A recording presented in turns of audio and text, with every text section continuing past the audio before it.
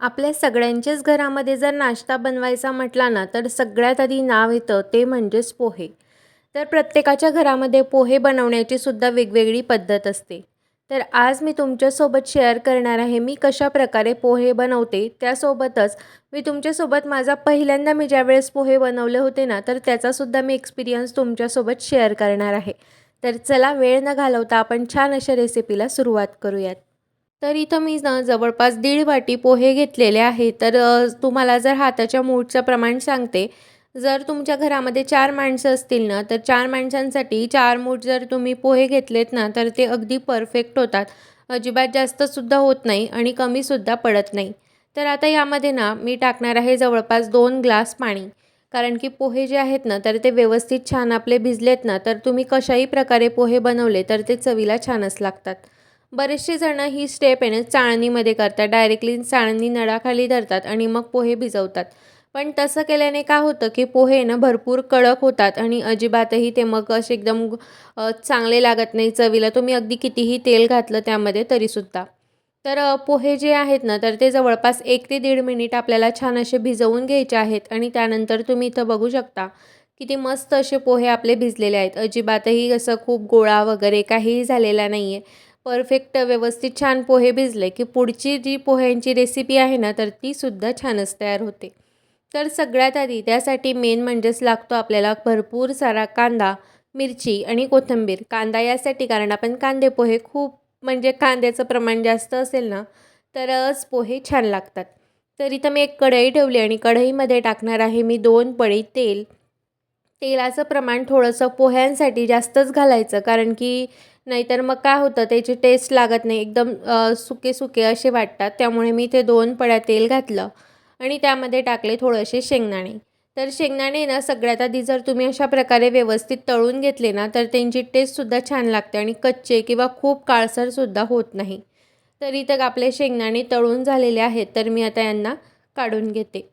तर अशा प्रकारे ना सगळ्यात आधी शेंगदाणे वगैरे व्यवस्थित तळून घेतले ना, मग छान असे शेंगदाणेसुद्धा चवीला लागतात. त्यानंतर त्यामध्येच मी अर्धा चमचा मोहरी आणि अर्धा चमचा जिरं टाकून घेतलं. मोहरी तुम्हाला आवडत नसेल तर तुम्ही ती स्किप केली तरीसुद्धा चालते. त्यानंतर त्यामध्ये जिरं मोहरी छान फुलली, की ज्या आपण मिरच्या कापून घेतलेल्या होत्या तर त्या त्यामध्ये टाकून घ्यायच्या.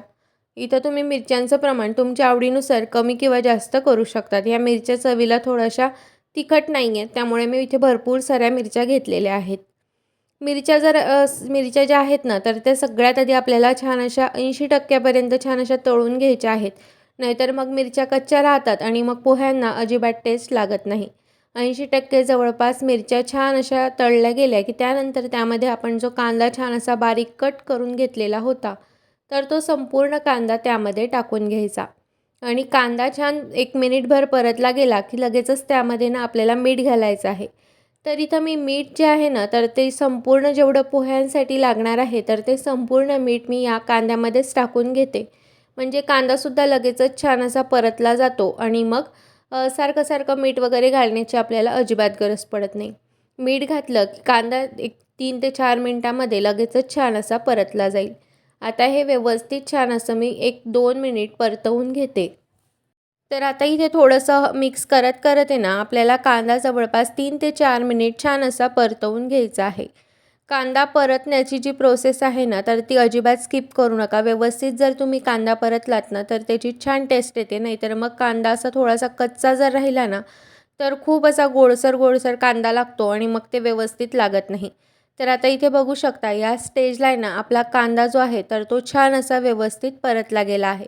तर आता यामध्ये ना थोडीशी पाव चमचा हळद त्यामध्ये टाकून घ्यायची आणि हे व्यवस्थित छान असं परतवून घ्यायचं. तर आता ना बरेचसे जण साखर वगैरे सुद्धा घालतात, पण ते मला अजिबात आवडत नाही साखर, कारण आपण गोड वगैरे काही खात नाही. तर चला आता हळद तर टाकून घेतली, तोपर्यंत मी तुम्हाला आता पहिल्यांदा मी जेव्हा पोहे बनवले होते ना, तर त्याची मज्जा सांगते. तर मी ज्यावेळेस पहिल्यांदा पोहे बनवले होते, तर आमच्याकडे पाहुणे आले होते आणि माझ्या मम्मीने मला सांगितलं, की पोहे बनव. तर मी ते पोहे तर बनवले, पण ते पोहे मी असे भिजवले होते, की त्याचे डायरेक्टली म्हणजे असे लाडूचे लाडूच तयार झाले होते. इतके ते पोहे भिजले होते, की विचारायलाच नको. लिटरली मी ते पोहे ना मागच्या आमच्या असं थोडंसं गॅलरीसारखं होतं, तिथे मी पोहे ते टाकून दिले आणि परत पोहे भिजवले. त्यानंतर मी आत्तापर्यंत एकदाही माझे असे पोहे झालेले नाही, की खूप जास्त भिजले आणि मग एकदम गोळा-गोळा झाला आहे. तर हा आहे ना एक्सपिरियन्स खूप खतरनाक होता. म्हणजे मी ज्या वेळेस पोहे बनवते, तर त्या वेळेस आहे ना मला हा म्हणजे ही गोष्ट जी आहे ना, तर ती नक्कीच आठवते. आणि त्यानंतर मग माझ्या मम्मीला समजलं होतं, की मी हे पोह्यांचा काहीतरी घोटाळा केला आणि मी ते पोहे मागे फेकले, कारण ते दिसत होते. तर तेव्हा माझ्या मम्मीने मला काहीच म्हटलं नव्हतं. कारण म्हटली, "हां, ठीक आहे, पहिल्यांदा बनवले तर होऊ शकतं," असं म्हणून. तर असा एक्सपिरियन्स होता. तर काही-काही गोष्टी चुकतात आणि त्यातून आपण जेव्हा शिकतो, तर ती चूक आपण परत पुन्हा करत नाही. तर हीच ती एक म्हणजे आणि नेहमी आपण जेव्हा तो पदार्थ बनवतो, तर त्यावेळेस आपल्याला नक्की ती आठवण येते. तर चला हळद टाकली, त्यानंतर 1 मिनिटभर परतवून घेतलं आणि त्यानंतर मग त्यामध्ये पोहे टाकले आणि पोहे व्यवस्थित छान असे मिक्स करून घेतले. खूप असे जोरात आपल्याला मिक्स करायचे नाही. अगदी हलक्या हाताने हे पोहे जे आहेत ना, तर ते व्यवस्थित आपण मिक्स करून घेऊयात. मिक्स करून घेतले, की त्यानंतर आपल्याला एक झाकण ठेवून त्यावरती एक वाफ काढून घ्यायची आहे. म्हणजेच काय होतं, की छान असे पोहे तयार होतात. एक वाफ झालेली आहे काढून, तर आता हे परत थोडंसं मिक्स करून घेऊ आणि जी गॅसची फ्लेम आहे ना, तर ती बंद करू. कारण आपण जर पोहे व्यवस्थित भिजवलेले असतील ना, तर त्यांना आपल्याला खूप वाफ वगैरे देण्याची अजिबात गरज पडत नाही. तर आता इथे मी गॅसची फ्लेम बंद केली आणि छान असं आता सर्व्ह करूयात. तुम्हाला ही माझी पोह्यांची रेसिपी कशी वाटली ते तर तुम्ही सांगाच, पण त्यापेक्षाही तुम्ही ना मला ही गोष्ट सांगा, की माझा एक्सपिरियन्स कसा होता आणि तुमच्यासोबतसुद्धा असं काही कधी झालं आहे का? ते सुद्धा मला कमेंटमध्ये सांगा. तर इथं आपले पोहे छान असे तयार झालेले आहेत. त्यावरती बारीक शेव टाकायची. तुमच्याकडे ओलं खोबरं, सुकं खोबरं असेल तर ते सुद्धा घाला. लिंबू आवडत असेल तर ते सुद्धा सोबतीला घ्या आणि मग मस्त असा नाश्ता एन्जॉय करा.